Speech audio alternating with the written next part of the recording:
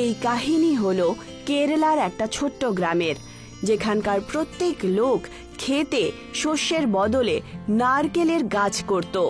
সান্দ, আরে সান্দ, আরে সকাল সকাল কোত্থেকে এলে? তোমাকে দেখতেই পাই না। আসলে আন্না, আমার শরীরটা খারাপ ছিল। আরে কি হয়েছে তোমার শরীরের আবার? কালকে রাত্রে বৃষ্টিতে ভিজে গিয়েছিলাম, আর ভিজে কাপড় পরেই শুয়ে পড়ি তো। আর যখন সকালে উঠি তখন দেখলাম যে পুরো শরীরে ব্যথা হচ্ছে। আরে ভালো করে শরীরের খেয়াল রেখো, আর বৃষ্টিতে এত বেশি ভিজো না। আরে আন্না, তুমি তো জানোই যে আমাদের গ্রামে কত বৃষ্টি হয়। একটু আগে তুমি রোদ দেখছো, তারপরই হঠাৎ করে আকাশে মেঘ চলে আসবে, আর তারপরেই বৃষ্টি শুরু। আরে সেই জন্যই তো তোমাকে এই কথাটাই আমি সবাইকে বলি, যে বেশি রোদ থাকলে পরেও বাড়ি থেকে বেরুলে বৃষ্টির সাথে ছাতাটা রাখা উচিত। কখন যে মেঘ চলে আসবে কেউ জানে না, এই ব্যাপারে কোনো কারোর ধারণাই নেই। আচ্ছা আমাকে বলো তো, তুমি আজকে সারাদিনে কি কি করলে? আরে কি আর করব, নারকেলের গাছ লাগাতে গিয়েছিলাম। তা তুমি কি করছো? নতুন নতুন চারা লাগাচ্ছ? কালকে শরীর ঠিক হয়ে গেলি কাল থেকে কাজ শুরু করে দেব।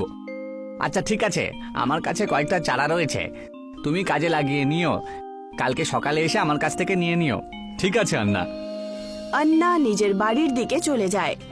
যাই গিয়ে একটু জমিটা আমি দেখে আসি যে কত চারা লাগানো যাবে।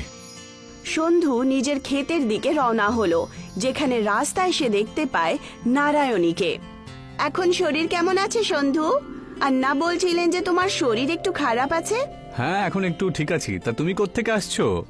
বাবার সাথে খেতে গাছের রোপাইয়ের জন্য গেছিলাম। আমিও তো জমির দিকে এগোচ্ছি, ওই একটু দেখে নি যে কত চারা ওখানে লাগাতে হবে। আচ্ছা, আরে হ্যাঁ, বাবা বলেছিল যে যখন তোমার নিজের পাকা বাড়ি হবে না তখন তোমার সাথে আমার বিয়ে করিয়ে দেবেন, নয়তো বাবা আমার সম্বন্ধ